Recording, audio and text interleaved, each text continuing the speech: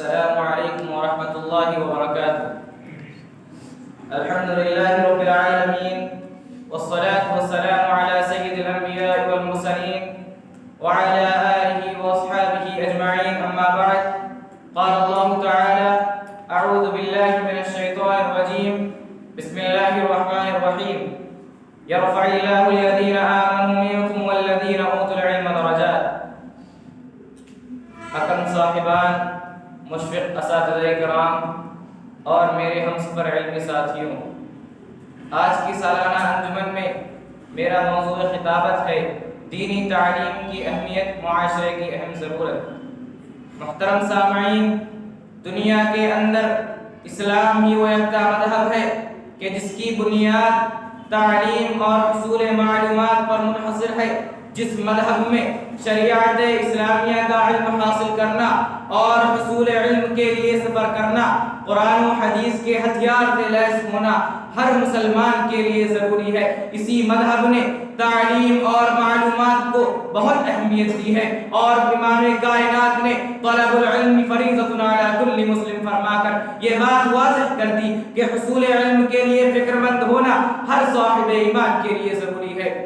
خود امام کائنات کی تعلیم و تربیت میں خالق کائنات مالک ارض و سما نے تعلیم ہی کو مقدم کیا، اور اقرا جیسے الفاظ کے ذریعے وحی کی ابتدا ہی اس کا مظہر ہے۔ اور رب کریم نے وما كان المؤمنون لينفروا كافة فلولا نفر من كل فرقة منهم طائفة ليتفقهوا في الدين فرما کر یہ بات روز روشن کی طرح آیا کر دی کہ دین کی سمجھ بوجھ حاصل کرنا تمام مسلمانوں کے لیے انتہائی ضروری ہے۔ محترم سامعین، یہ بات بھی مسلم ہے کہ دین کا علم جہاں ایک طرف ہمیں جینے کا سلیقہ بتاتا ہے، اٹھنے بیٹھنے کے آداب سکھاتا ہے، سونے جاگنے کے طریقے انتہائی خوبصورت شکل میں سکھاتا ہے، تو دوسری طرف یہی دین کا علم ہمارے لیے جنت میں جانے کے لیے راستے ہموار کرتا ہے، جیسا کہ امام کائنات جناب محمد رسول اللہ صلی اللہ علیہ وسلم نے ارشاد فرمایا: من سلک طریقا یلتمس فیہ علما سہل اللہ لہ بہ طریقا الی الجنہ۔ سامعین محترم، علم والے اور علم سے ناآشنا لوگ کبھی بھی برابر نہیں ہو سکتے۔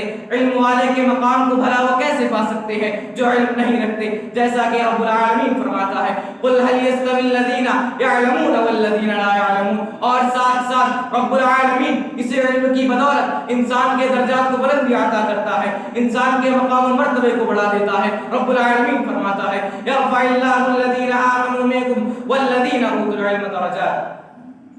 سامعین محترم، دینی تعلیم کا حصول معاشرے کی اہم ضرورت بھی ہے، کیونکہ دینی تعلیم سے بے راہروی کا شکار ہونے کی وجہ سے آج ہمارا معاشرہ تباہی کے ایسے دہانے پر کھڑا ہے جہاں سے اس کی واپسی مشکل ہی نہیں بلکہ ناممکن سی لگتی ہے۔